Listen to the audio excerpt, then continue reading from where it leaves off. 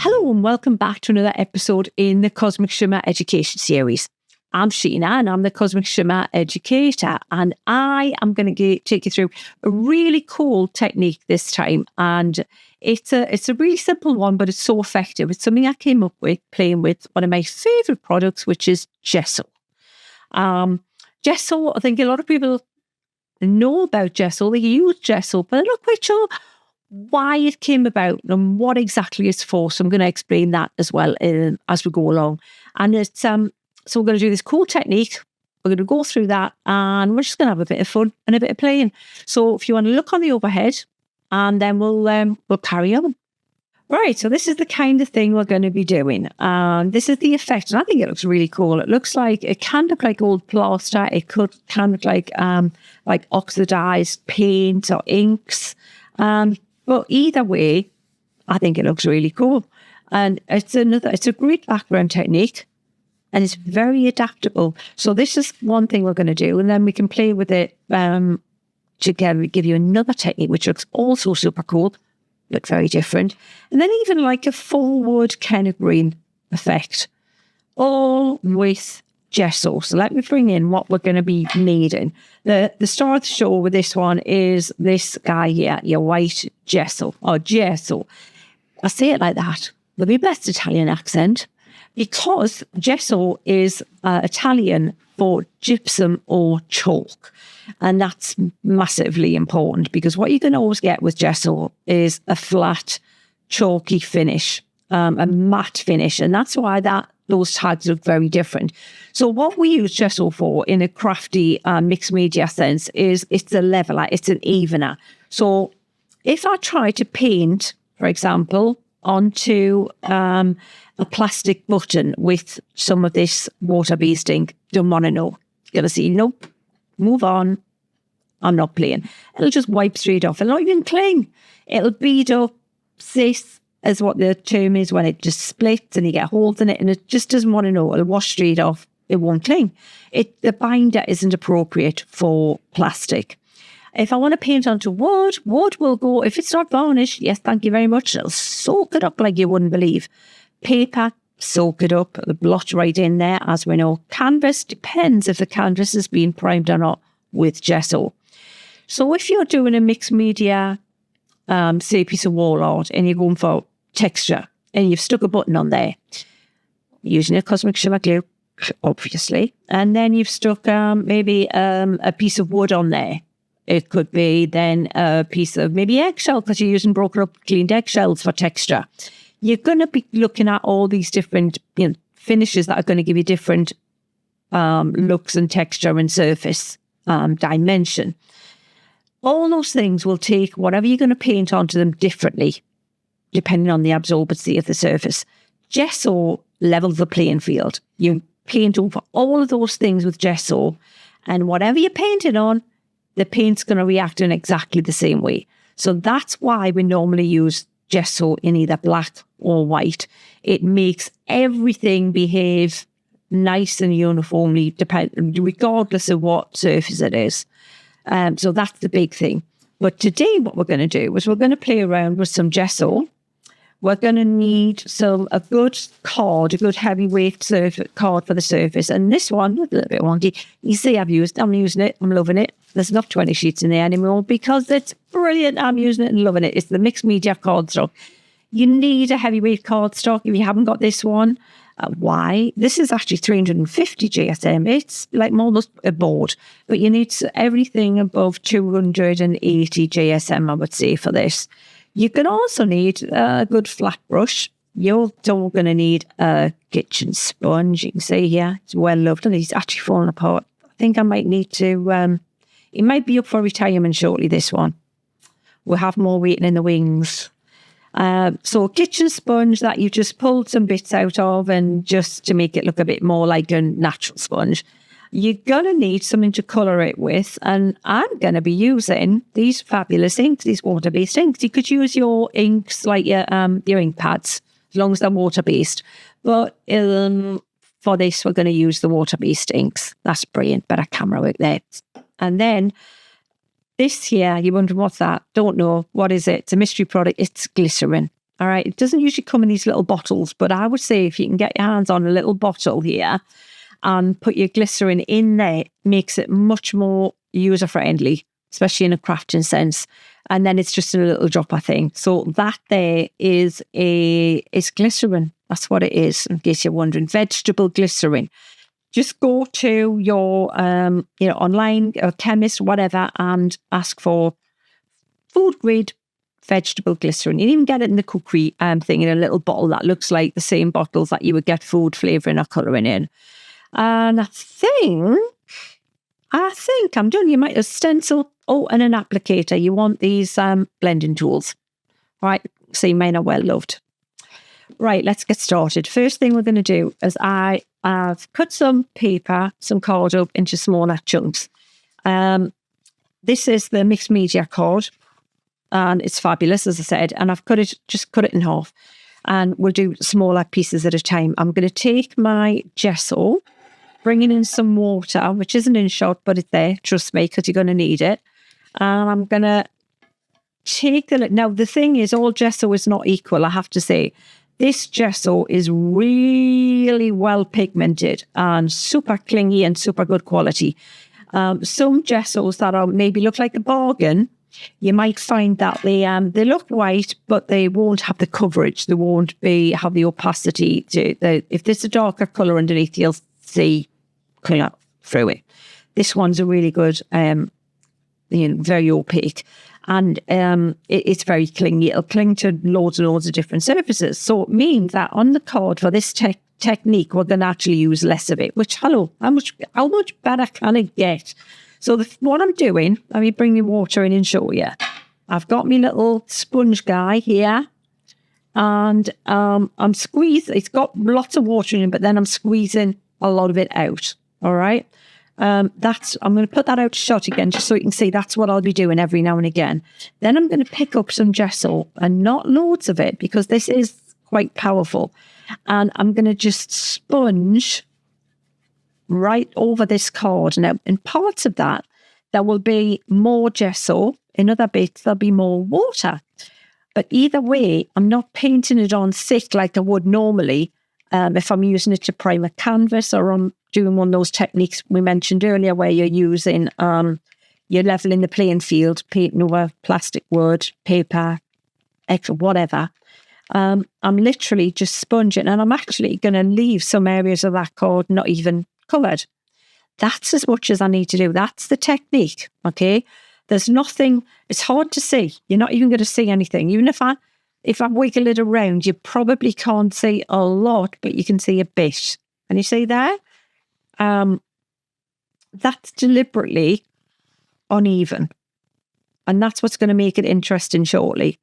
Don't get too picky and go over and over and keep applying it, because you won't thank me for it. Right, so that's that technique.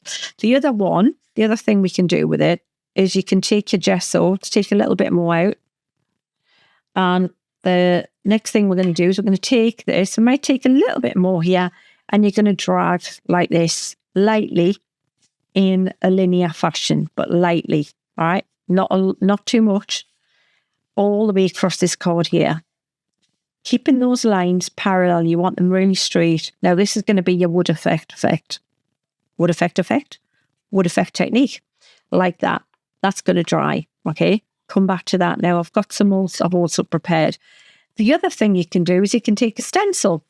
You can take this fabulous stencil here, like one of Andy's stencils here, and you can sponge through the stencil, just like that. Now, we've already done that, so I don't need to show you that, but that's exactly what you do. You stencil before you put it down. You use about the right amount, not too wet, because it'll squidge through the stencil, and you stencil. And I've got one also prepared. Right, so now I need to tidy up. I'm going to do that now, and then we're going to regroup. I'm not going to apply a little bit of colour. Okay, so what I've got here is I've got some inks chosen in the colours that I'm going to work with. And I'm going to go for like an old plastery look here, sort of ish. I've got my blending tools. You can see they're already well loved. A little bit of colour on there, you might have noticed.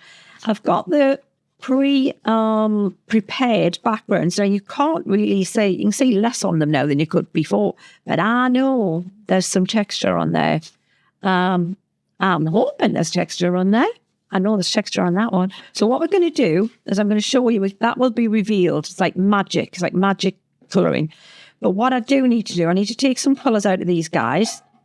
And I also, for every colour, there will be a little splodge of glycerin. Now, this is where it can get a bit on the messy side.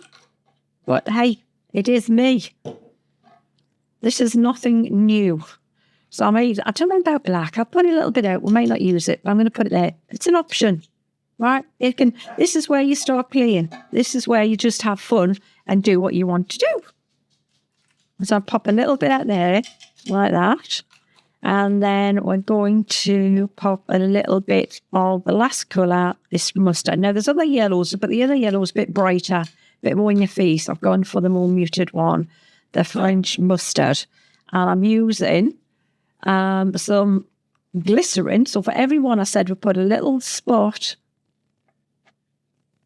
of glycerin. Because what this is going to do, the glycerin is something that you find in hand creams. It's really safe. You can get the food safe ones. They use it for food and cake decorating. They put it in icing and stuff. But so it's perfectly fine. It's got no odor. And the reason I'm using it is, right, viscosity, right? Because he's already got troubles with that one. He's trouble. So if you look at these inks, right, these bottled inks aren't really designed to move across the surface like your blending inks and your ink pads, right? They're not designed that. What they'll do is if I try and put this on an ink pad, it's going to grab straight away. It won't stay wet long enough to move across the surface, to blend across the surface. But I can fix that. I can make that happen. And the way I do that is by putting glycerin into my blending tool, then picking up some ink. And what that's going to do, it's going to increase the viscosity. It's going to make it thicker and gloopier than just the ink. And it's also going to retard the drying time. It slows down the drying time so that this ink will move and be able to be encouraged across the surface of the card. Now, that's something I came over playing with many, many years ago. And so many people now, if they're having trouble blending their inks, they will do this, exactly what I'm doing now. And they will use the old glycerin technique. But you can also use it with a wet ink like this. Now, if you imagine when you re-ink your ink pads, right? If you've ever done that, you know how little you need droplets of ink on those ink pads, barely any, to re-wet that felt or foam that are in there, that is the actual pad. So look at how much is in one of these bottles. So think of how cost effective it is you doing this instead of using your ink pads as well. Can you see the mottled technique coming out in the background, that mottled effect? That's exactly what I want. So I'm going to put some dark brown in here. Always start with your lightest colour and then go to the darker colour. So I'm going to pick a little bit of that dark brown and I'm going to go. And if you think you've got a little bit too much glycerin, if you've diluted it a little bit too much, and it's looking a bit shiny, don't worry about it, because you can just get a piece of kitchen paper and blot off your applicator a little bit. Take off the excess and then go in with your colour. I have to say the light on my desk is super bright, but that's so you can see really well. But unfortunately, I'm seeing as well as you can. We'll get a real shine across this, so I'm hoping it looks okay. It looks what I wanted it to look. It looks mottled, patchy, a little bit catching in places and not so much in other places. And that's exactly what that the gesso underneath was intended to do. Can you see how that looks like, starting to look like, plaster? You can see it's got texture underneath there. I love that. Look at the movement. Look at that. It's cool, isn't it? So I'm going to pop a little bit of blue in there as well. I just think it needs a little bit of an interesting tone. I'm not picking up much glycerin because I'll tell you why. There's already quite a bit on that surface now. So I don't need a lot more on there. Once you've got it kind of loaded with a bit initially, you can see there's quite a bit, and we'll block that off a little bit. You won't need as much. Just be aware if it starts to get a bit grippy and your ink's not moving where you want it to move, then you'll need to pick up a little bit more glycerin. But until you do, be a little bit more frugal with it. And then we've got a really, I think, a really cool looking background. I like that little bit of blue. Just gives it more interest. You don't want it all uniform. You want some bits where you've got darker bits, you've got lighter bits, you've got a bit that reflects a little bit of blue and a little bit that doesn't. And that's the effect you want. Then you can go back if you think, I want a bit more, like the yellow back, I want a bit more. Bear in mind, though, that you can't, if you put yellow on top of the bluey bits too much, you're going to get a greeny bit. But that's the fun bit, because these are translucent inks and they're going to layer up and they're going to mix new colours for you. Touch more brown. And then what you do is just get your heat going on that, dry it. Thank you very much. And you make really cool tags. And you've got fabulous backgrounds for your technique. So let me wipe this up and then we'll come really close in with the camera so you can see what that looks like and how simple was that. We'll do another couple with the different background techniques I've prepared. So if we can get really close, look at that. Look how cool that is. That's, I love that effect. So just really cool. So if you imagine, maybe butterflies on there, something like that. These, I love the, the ones that look like the old, like metal effect would look really good against that kind of background. But, all right, that's effect. That's technique 1, where we just sponged in a random fashion. And then any colour, you can change that. If you use blues and maybe a touch of purple and shades of blue, it's going to look like clouds. Could look like clouds. So let's do another technique. Come in front of that. Right, so let's look at kind of a wood greeny kind of effect. So I'm going to take my dark walnut, which is a great start. I'm thinking for wood. And I'm going to take some French mustard again. You know what? Probably going to be very close to the colours we used for the other background. And you can start with them. And then we can come back with them if we want to. I was looking for my applicator. And I just realised I'd left it in my water bath. That's fine. And the water bath is so white because of the amount of, product in that gesso was so intense. So what I'm needing this time is I'm needing the sponge back. Okay. So I'm going to pick up some colour here and I'm going to go ahead and I'm going to drag with the lines I've already created on this background, where you'll see that there's already, can you see how it's already got, it's grabbing in places, the ink, yeah? And not in others. That's not me being super clever with the sponge. That's the actual background I've prepared because I put that, the gesso on it beforehand and used it in a kind of linear way.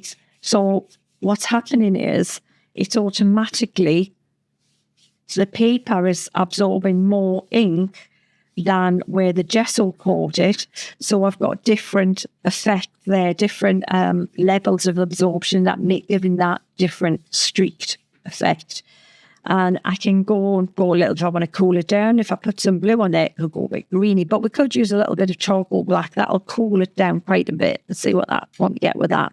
Be careful if you're using the black because it's really powerful. But you can see how you've got that wood grain already starting. And when you cut that up to be a tag, it's going to look really effective. And the other thing to do is if you cut it to your tag shape, which what I would do is dry this, then just slice it and, cut the little edges off to make it that little, look like a old-fashioned postage tag.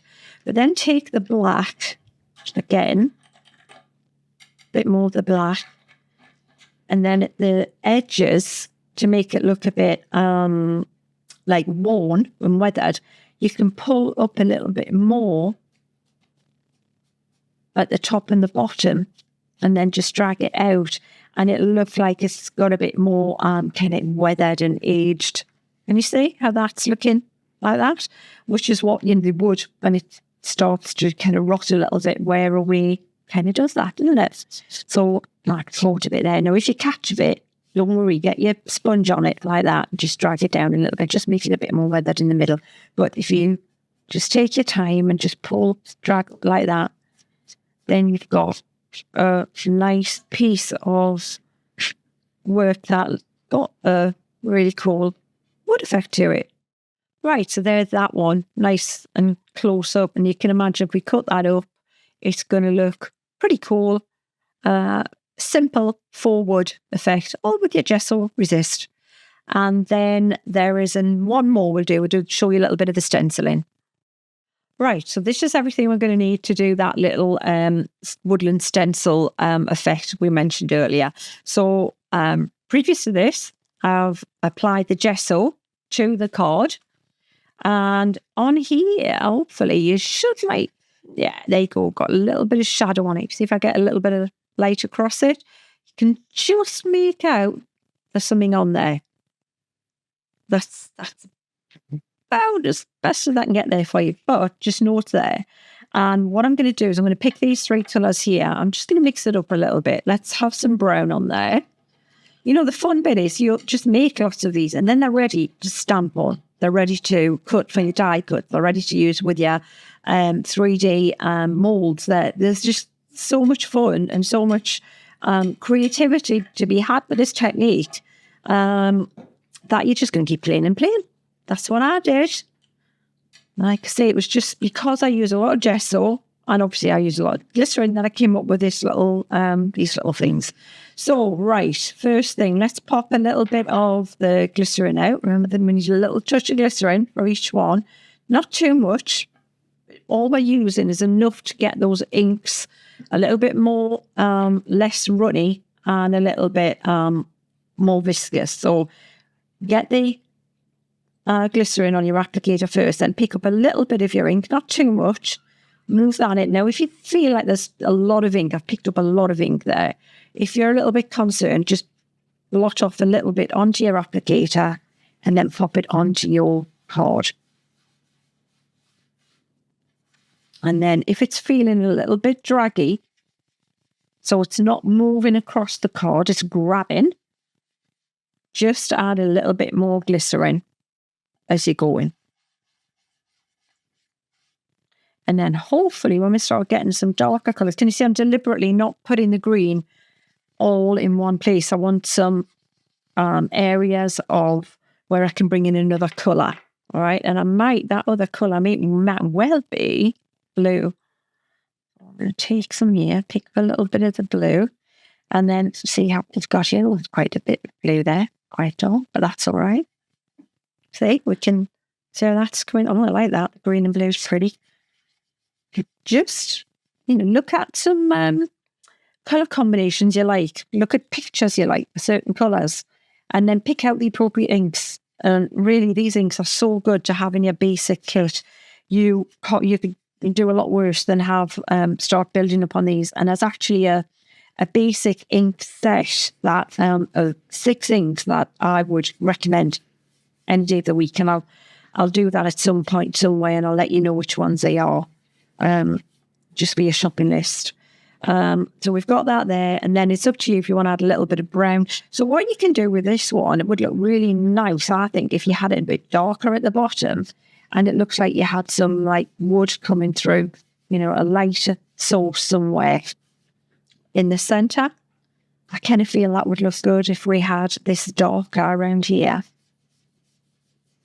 and then lighter at the top. I think it would look really pretty.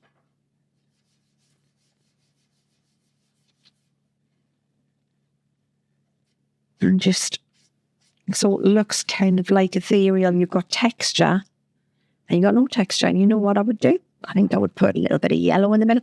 Oh, you see, now I'm playing. Okay. Then this is what will happen. Just be warned, you can do this. So now what I'm going to do, I'm going to pop a little bit of a brighter yellow. I'm going to put some marigolds here. Because I think that what you do is when you're playing, you'll see things happening and it'll just things will come to mind. So just go with it. And it's your composition. So, have fun with it. Now, look, seriously cannot say the black ink. Literally, there it is right in front of me.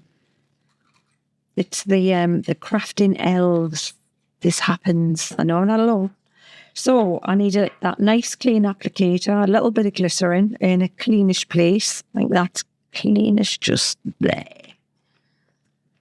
And then I'm going to pick a little bit up, a little bit of that yellow, get it into the applicator. And then if I think I've got too much, I'm just going to take a piece of kitchen paper, just blot off the excess, and I'm going to go full on, full colour. Don't want it green. So if I did that now, I'm going to pick up, just be aware of what's on your surface and clean that up. And then I'm going to just go in here. Now, bearing in mind, I already had some green on there. It's not going to go back to full on yellow because it's got a green, it's got blue underneath it. So no way we'll ever get that. So I said, if you put light colours on first, it will naturally, and then you can avoid them, right? And you can keep the pure yellow. But that's what I wanted. I didn't want it full on bright yellow. That's great. That's exactly what I want. And now the black, I think I might have caught the black a little bit. I might need a little bit more black in there because I am going to go dramatic. Probably not even going to need much glycerin in the blender. I'm going to pick that up there like that. We'll see. Let's hope. So I'm going to go. But can you see how the gesso's resisted the ink much more than the where the gesso is? The card absorbs it. The gesso doesn't.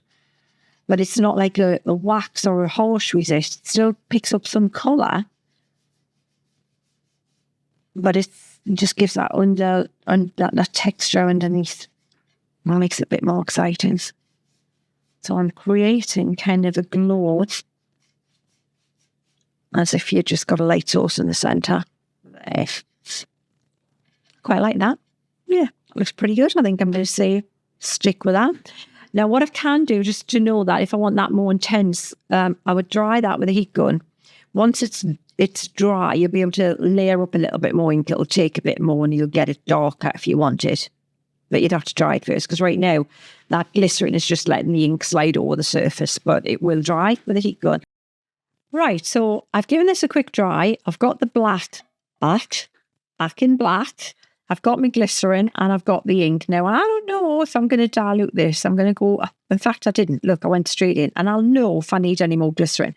Because really what I want is I want that intensified at the bottom. I want it darker. So if I just add my glycerin, I'm just going to dilute it a bit more.